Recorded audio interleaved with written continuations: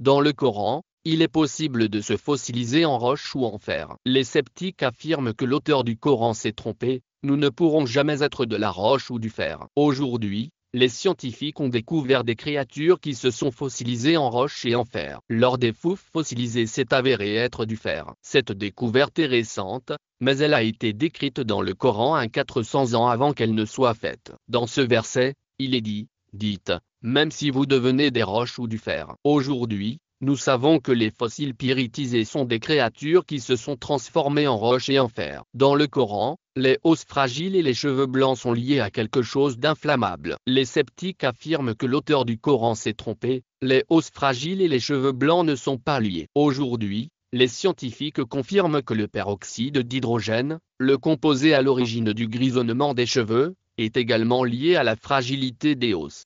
On sait depuis des années que les cheveux deviennent gris en raison d'une accumulation naturelle de peroxyde d'hydrogène dans les follicules pileux, ce qui provoque un stress oxydatif et l'apparition de cheveux blancs. Les solutions de peroxyde d'hydrogène sont utilisées depuis des années comme un moyen facile et bon marché de devenir blond. Chez les jeunes, une enzyme appelée catalase décompose le peroxyde d'hydrogène en eau et en oxygène. Mais des niveaux inférieurs de cette enzyme, combinés à des niveaux inférieurs d'enzymes appelés MSRA et B qui réparent les dommages causés par le peroxyde d'hydrogène, provoquent le grisonnement des cheveux avec l'âge. NBC News, Grey Hercure, Scientist found cause of discoloration, 2013. Le peroxyde d'hydrogène est lié aux cheveux gris. À de faibles concentrations, inférieures à 8%, le peroxyde d'hydrogène n'est pas dangereux et peut être utilisé en toute sécurité dans les ménages. Mais à des concentrations élevées, supérieures à 91%, le peroxyde d'hydrogène est extrêmement dangereux et explosif. Il peut provoquer une inflammation spontanée, sans source d'inflammation, et des réactions explosives. Il est utilisé comme carburant pour les fusées. Aujourd'hui, les scientifiques ont découvert que le peroxyde d'hydrogène est également lié à la fragilité des os. Résumé, nous avons récemment découvert que la carence en oestrogène entraîne une diminution des défenses antioxydantes à base de thiol dans les os des rongeurs. En outre, l'administration d'agents qui augmentent la concentration de glutathion dans les os, le principal antioxydant intracellulaire, prévient la perte osseuse due à la carence en oestrogène, tandis que l'épuisement du glutathion par l'administration de butyonine sulfoxymine provoque une perte osseuse substantielle. Pour analyser plus avant le mécanisme par lequel les défenses antioxydantes modulent la perte osseuse, nous avons comparé l'expression des enzymes antioxydantes connues dans les ostéoclastes. Nous avons constaté que la glutathion peroxydase 1, GPX, l'enzyme principalement responsable de la dégradation intracellulaire du peroxyde d'hydrogène, est l'enzyme antioxydante prédominante exprimée par les ostéoclastes et que son expression est augmentée dans les macrophages de la moelle osseuse par le récepteur activateur du facteur nucléaire B ligand, RANKL, et dont les ostéoclastes par le 17-estradiol. Nous avons donc testé l'effet de la surexpression de la GPX dans les ostéoclastes en transfectant de façon stable des cellules Ro264.7, Ro, qui sont capables de se différencier en réponse au RANKL, avec une construction exprimant la GPX. La formation d'ostéoclastes a été abolie. La construction d'expression de la GPX a également supprimé l'activation du facteur nucléaire B induite par le RANKL et a augmenté la résistance à l'oxydation de la dihydrodichlorofluorécéine par le peroxyde d'hydrogène exogène. Nous avons donc testé le rôle du peroxyde d'hydrogène dans la perte osseuse causée par la carence en oestrogène en administrant de la catalase pégylée à des souris. Nous avons constaté que la catalase empêchait la perte osseuse induite par l'ovariectomie. Ces résultats suggèrent que le peroxyde d'hydrogène est l'espèce réactive de l'oxygène responsable de la signalisation de la perte osseuse due à la carence en oestrogène. Oxford Academic, hydrogène peroxyde essentiel for estrogen deficiency bonne loss en osteoclast formation. Le peroxyde d'hydrogène est essentiel pour la perte osseuse due à la carence en oestrogène et la formation des ostéoclastes. 2005. Ces résultats suggèrent que le peroxyde d'hydrogène est l'espèce réactive de l'oxygène responsable de la signalisation de la perte osseuse due à la carence en oestrogène. Le peroxyde d'hydrogène est lié à la fragilité des os. Ce phénomène a été découvert récemment, mais il a été décrit dans le Coran 1400 ans avant qu'il ne soit découvert. Coran 19 2.4 Il dit, Mon Seigneur, Mes os se sont affaiblis, et mes cheveux sont gris. Et jamais, Seigneur, je n'ai été déçu dans la prière que je t'ai adressée. Dans ce verset, les os fragiles et les cheveux blancs sont liés à quelque chose d'inflammable. Comment un homme analphabète qui vivait il y a 1400 ans aurait-il pu connaître le peroxyde d'hydrogène? Dans le Coran, le fer a été envoyé de l'espace et possède une grande puissance. Les sceptiques affirment que l'auteur du Coran s'est trompé, le fer rouille. Ce plié ne vient certainement pas de l'espace. Aujourd'hui, les scientifiques confirment que le fer n'est produit que dans les étoiles et qu'il possède le noyau le plus solidement lié de tous les éléments. Le numéro atomique du fer est 26. Il s'est avéré que la valeur géométrique du mot fer en arabe est 26. Le fer naturel se compose de 4 isotopes stables, 54 F, 56 F, 57 F et 58 F. L'un d'entre eux, le 57, a le même numéro que le chapitre fer du Coran. Il s'est également avéré que la valeur géométrique du nom du chapitre est 57. Coran 57 2.25. Nous avons envoyé nos messagers avec les preuves évidentes, et nous avons fait descendre avec eux le livre et la balance, afin que les hommes fassent régner la justice. Et nous avons fait descendre le fer, avec sa grande puissance et ses bienfaits pour l'humanité, afin qu'Allah sache qui le soutient et qui le soutient. Afin qu'Allah sache qui le soutient, lui et ses messagers, de façon invisible. Le nombre de versets sur le fer dans le Coran correspond au nombre de kilomètres de fer sur terre. Depuis le début du Coran, il y a 5100 versets jusqu'au verset du fer dans le chapitre du fer, voire la preuve. Il s'est avéré que le fer sur terre est concentré dans son noyau à 5100 km sous la surface. Il y a des choses que tu fais peut-être qui t'éloignent d'Allah. Si tu veux savoir quoi, clique sur le lien dans la description de la vidéo. L'intérieur de la Terre, avec un rayon de près de 300-500 km, le noyau de la Terre est à peu près de la taille de la planète Mars. Environ un tiers de la masse de la Terre est contenue dans le noyau, dont la majeure partie est constituée de fer liquide allié à du nickel et à des composants plus légers et cosmiquement abondants, par exemple, le soufre, l'oxygène et même, de manière controversée, l'hydrogène. Sa nature liquide est révélée par l'incapacité des ondes sismiques de type cisaillement à pénétrer dans le noyau. Une petite partie centrale du noyau, située à une profondeur d'environ 500 km, est constituée de fer solide. Britannica, Terre l'intérieur, 2019. Le nombre de versets sur le fer dans le Coran correspond au nombre de kilomètres de fer sur Terre. Le fer et la plupart des éléments présents sur Terre proviennent de l'espace. Le fer était connu et utilisé bien avant le Coran, mais il n'était pas le meilleur choix pour les armes car il rouillait et se déformait facilement. Le miracle, c'est que le Coran dit nous avons fait descendre le fer, en lui une grande puissance, à une époque où l'on savait seulement qu'il rouillait, qu'il se tordait et qu'il ne venait certainement pas de l'espace. Aujourd'hui, nous savons que le fer se forme dans les étoiles et qu'il possède le noyau le plus solidement lié de tous les éléments.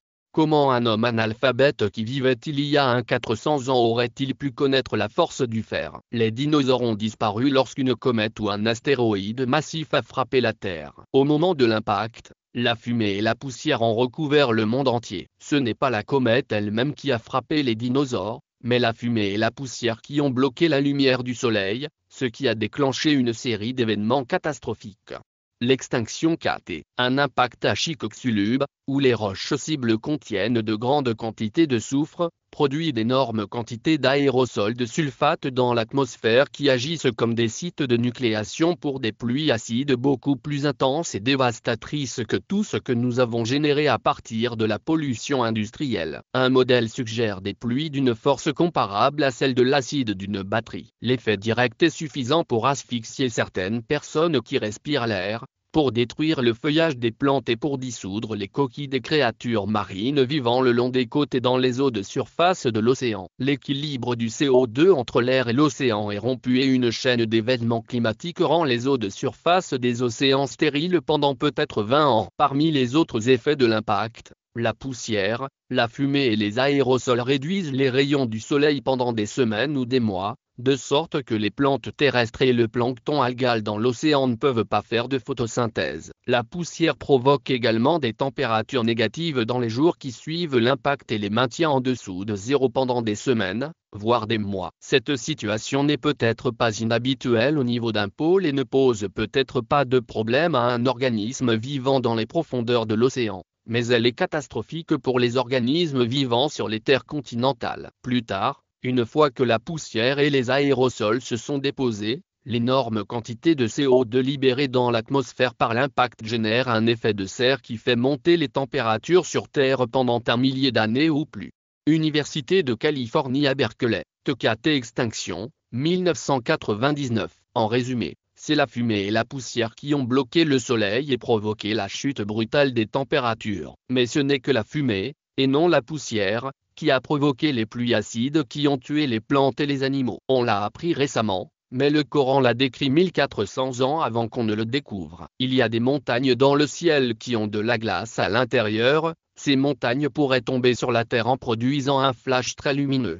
Coran 24h43. Ne voyez-vous pas qu'Allah fait bouger les nuages doucement, puis les réunit, puis les fait s'amonceler, puis vous voyez la pluie sortir de l'intérieur, et il fait descendre du ciel des montagnes couvertes de glace, qui frappent qui il veut ou manquent qui il veut, et dont l'éclair vous aveugle presque point. Les météorites produisent un éclair très brillant lorsqu'elles pénètrent dans notre atmosphère. La pluie frappe tout le monde, sans exception, mais le Coran fait référence à des montagnes qui frappent qui il veut ou manquent qui il veut, des montagnes qui frappent qui il veut ou manquent qui il veut. Bien sûr, le météore qui a tué les dinosaures avait la taille d'une montagne de 10 à 15 km de large. Si nous sommes frappés par un météore de la taille d'une montagne, nous mourrons nous aussi dans une extinction massive. Dans le chapitre La fumée, le Coran décrit la fumée produite lors de l'impact.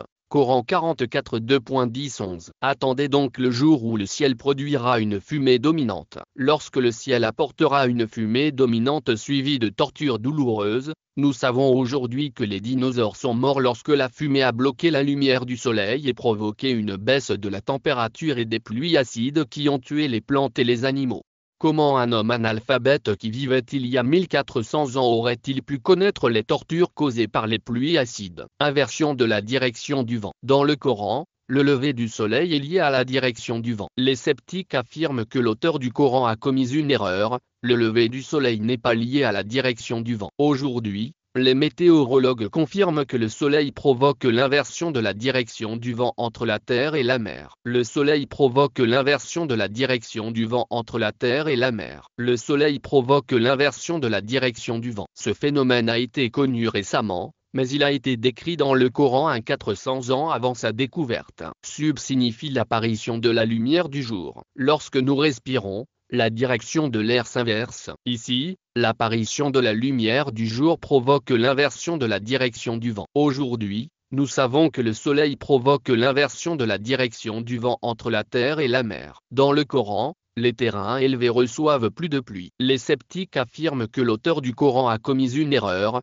l'altitude n'est pas liée à la pluie. Aujourd'hui, les scientifiques confirment l'effet orographique, les montagnes peuvent déclencher la pluie. Le côté au vent de la montagne reçoit plus de pluie tandis que le côté sous le vent reçoit des pluies sporadiques ou même des conditions sèches. Ce phénomène a été découvert récemment, mais il a été décrit dans le Coran 1400 ans avant sa découverte. Le Coran dit que les terrains élevés reçoivent plus de pluie tandis que les autres terrains reçoivent de la rosée. Rabua signifie terrain élevé. Dans ce verset, les terrains élevés reçoivent plus de pluie tandis que les autres terrains qui n'ont pas reçu de pluie recevront de la rosée. Aujourd'hui, nous savons pourquoi les terrains élevés reçoivent plus de pluie. Il s'agit de l'effet orographique. Il y a 1400 ans, les gens pensaient que le vent pouvait pousser les gens, mais personne ne croyait que le vent pouvait briser les arbres. Aujourd'hui, nous savons que c'est faux. Les tempêtes de catégorie 5 peuvent déraciner ou casser les arbres. Dans les tempêtes de catégorie 5,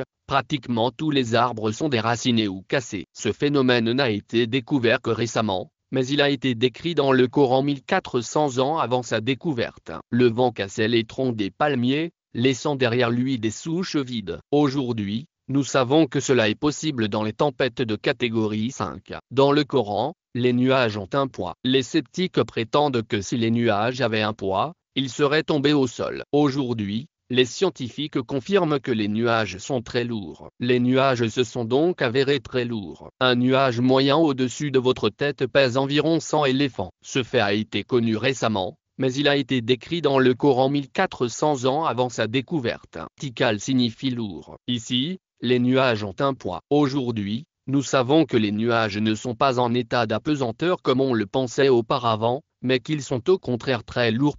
Dans le Coran, il y a un vent qui se déplace verticalement jusqu'au sol. Les sceptiques affirment que l'auteur du Coran a commis une erreur, les vents se déplacent latéralement, mais pas verticalement. Aujourd'hui, les scientifiques confirment l'existence de la micro-rafale, un vent qui se déplace verticalement vers le sol. La Bible décrit les 4 vents, un vent provenant de chacun des 4 coins de la terre. Bien que cela se soit avéré faux, la Bible parle de vents de surface. Les vents de surface se déplacent parallèlement au sol. Personne ne connaissait à l'époque les courants d'air descendants qui frappent le sol depuis le haut. Aujourd'hui, ce phénomène météorologique a surpris l'industrie aéronautique. Ce fort courant descendant frappe le sol et peut raser des arbres. Il s'agit d'une menace sérieuse pour l'aviation, qui a entraîné la mort de plusieurs personnes. Ce phénomène n'a été connu que récemment, mais il a été décrit dans le Coran 400 ans avant sa découverte. Le vent descend jusqu'à un endroit profond, ici. Le vent a une direction descendante et frappe des terrains bas. Ce courant descendant constitue une menace pour les êtres humains dans l'air. Aujourd'hui, nous savons que les micro-rafales sont des courants verticaux descendants qui touchent des sols bas et constituent une menace pour les personnes dans l'air. Aviation. Comment un homme analphabète qui vivait il y a